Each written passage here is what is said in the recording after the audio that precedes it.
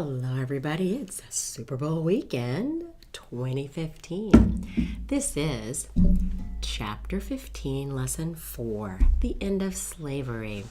Here's our word box. We have a number of terms: assassination, the murder of a government or political leader, Reconstruction, which is the rebuilding and healing of the United States after the Civil War, 13th Amendment, an amendment that abolished slavery in the United States, Black codes, laws that discriminated against African Americans in the South, Freedmen's Bureau, a group set up to help newly freed slaves after the Civil War, 14th Amendment, an amendment that gave African Americans citizenship, 15th Amendment, an amendment that gave all male citizens the right to vote, impeachment, which is when an elected official is charged with breaking the law by the House of Representatives.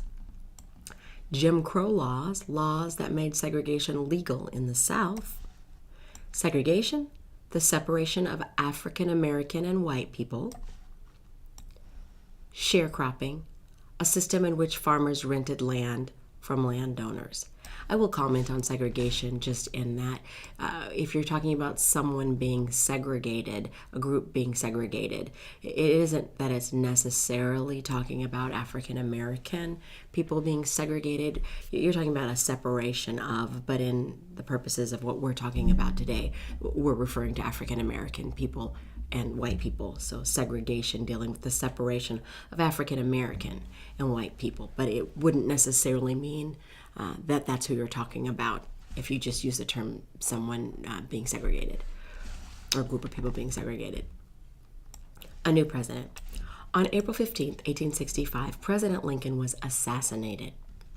Vice President Andrew Johnson became president. He wanted to carry out Lincoln's plan for Reconstruction. The 13th Amendment abolished slavery across the nation on December 18th, 1865. So before you remember, we had the Emancipation Proclamation, but the Emancipation Proclamation freed the slaves who were in the Confederacy, those who were in the Confederacy that was fighting against the Union. So this foreign power fighting against the Union that had slaves within it.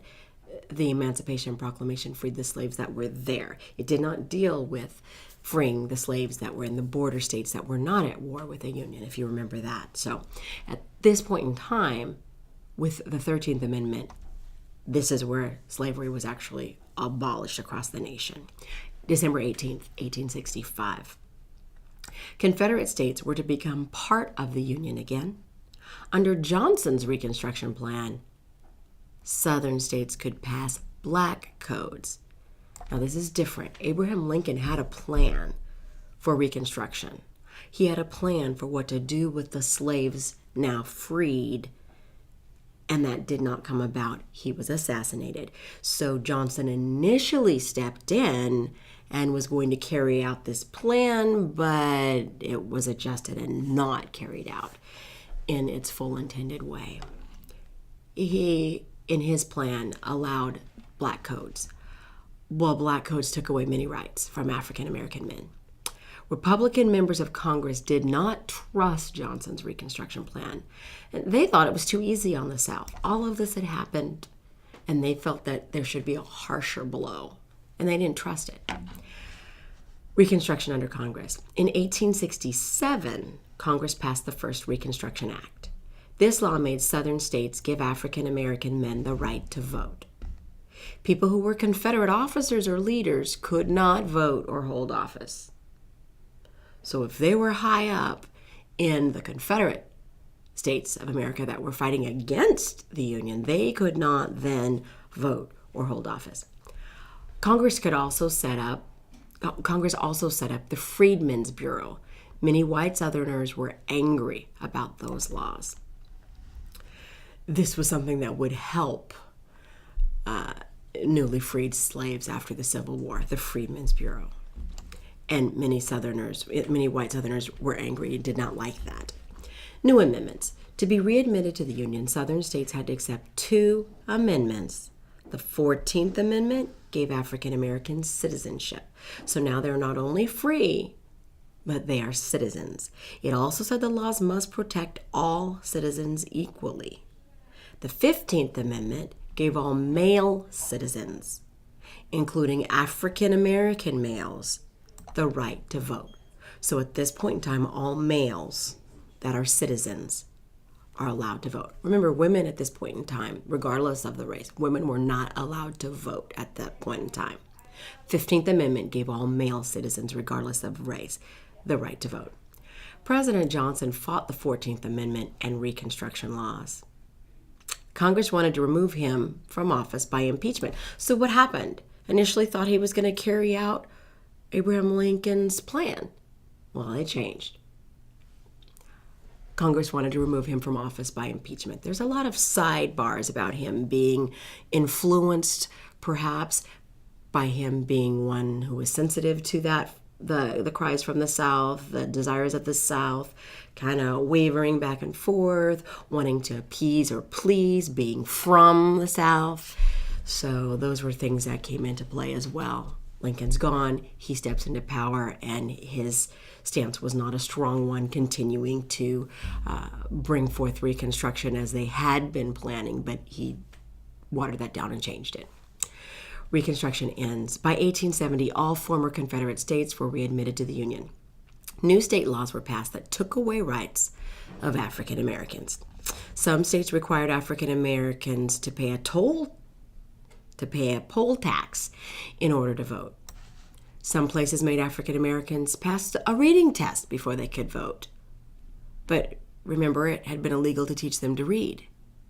So if it was illegal to learn to read, but you have to pass a reading test in order to vote, here we have a problem. Jim Crow laws also segregated or separated African Americans and whites in public places. Many farmers started sharecropping. Many people fell into debt under this system. After Reconstruction, African Americans lost their political power. It would be a long time before African Americans gained the freedoms promised to them during Reconstruction.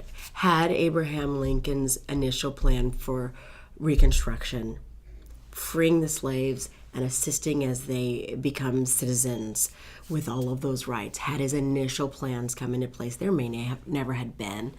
There might not have been the need to have a Medgar Evers, a Dr. Martin Luther King Jr., a Rosa Parks, some of the individuals who helped with attaining civil rights. They might not have needed to rise up because the civil rights would have been in place, but because of Lincoln's assassination and because of Andrew Johnson's move then with repealing things and changing things, they had freedom, but they did not have equality. They did not have civil rights. And with things like the Black Codes and Jim Crow laws, they were not treated equally. They did not have civil rights. Therefore, history showed itself to be such that there was a need for others to rise up to demand those civil rights. And there we have it.